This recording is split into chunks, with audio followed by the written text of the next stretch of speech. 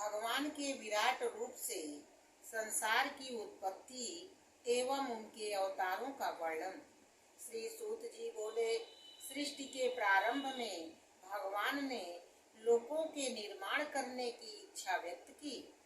तब भगवान ने महतत्व और अहंकार आदि से उत्पन्न 16 कलायुक्त 10 इंद्रियां, मन, 15 महाभूत, प्रथम पुरुष रूप को ग्रहण किया।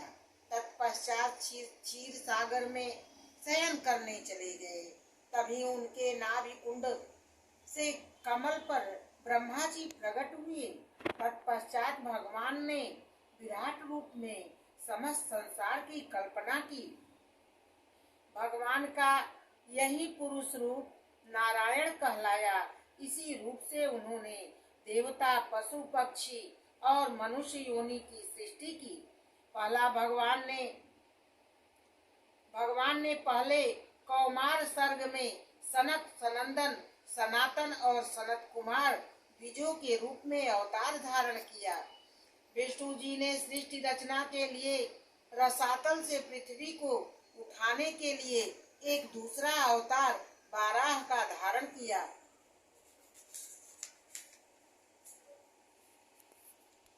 उसी समय हिरण्याक्ष उनसे लड़ने आया।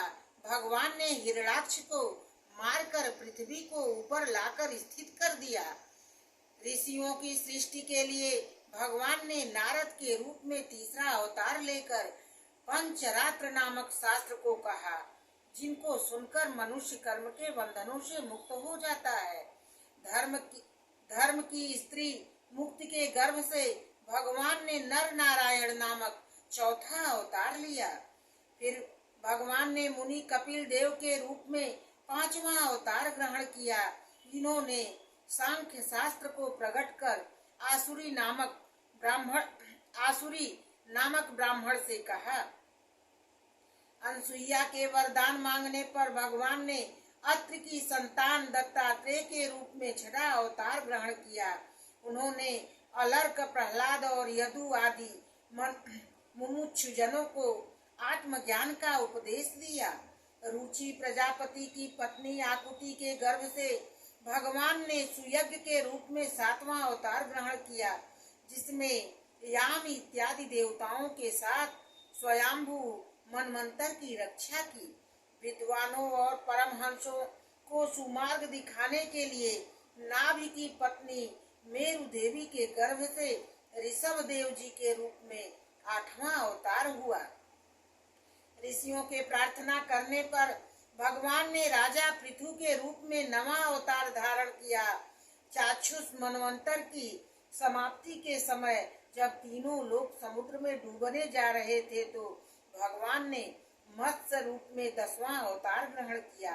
समुद्र मंथन के समय भगवान ने कच्छप के रूप में 11वां अवतार ग्रहण किया। तब उन्होंने अपनी पीठ पर मंदराचल पर्वत को धारण कर पृथ्वी का मंथन कराया। धनवंतरी के रूप में इनका 12वां अवतार हुआ। मोहनी के रूप में भगवान ने 13वां अवतार ग्रहण किया और अपने हाथों में से देवताओं को अमृत का पान कराया। नारसिंह जी के रूप में भगवान ने 14वां अवतार लिया, जिसमें दैत्यराज हिरण्यकश्यप को अपने नाखूनों से फाड़कर प्रहलाद की रक्षा की। 15वें अवतार में भगवान ने वामन अवतार लिया, जिसमें भगवान ने राजा बलि से उससे स्वर्ग छीनने की इच्छा से 3 पग पृथ्वी मांगी। 16वां अवतार परशुराम जी के रूप में हुआ, जिसमें उन्होंने राजपूतों को द्विजों का द्रोही जानकर उन राजाओं को मारकर विनाश कर दिया। पराशर जी की पत्नी सत्यवती के गर्भ से वेद व्यास के रूप में 17वां अवतार हुआ, जिन्होंने वेदों के शाखा रूप पुराणों की रचना की। इसके पश्चात देवताओं का कार्य करने के लिए रामा अवतार के रूप में 18वां अवतार हुआ। रावण को मारा तथा अनेक लीलाएं की। यदुवंशियों में जन्मे श्री कृष्ण के रूप में 19वां अवतार ग्रहण किया। अत्याचारी कंस और उनके राक्षसों को मारा तथा बलभद्र के रूप में 20वां अवतार धारण किया।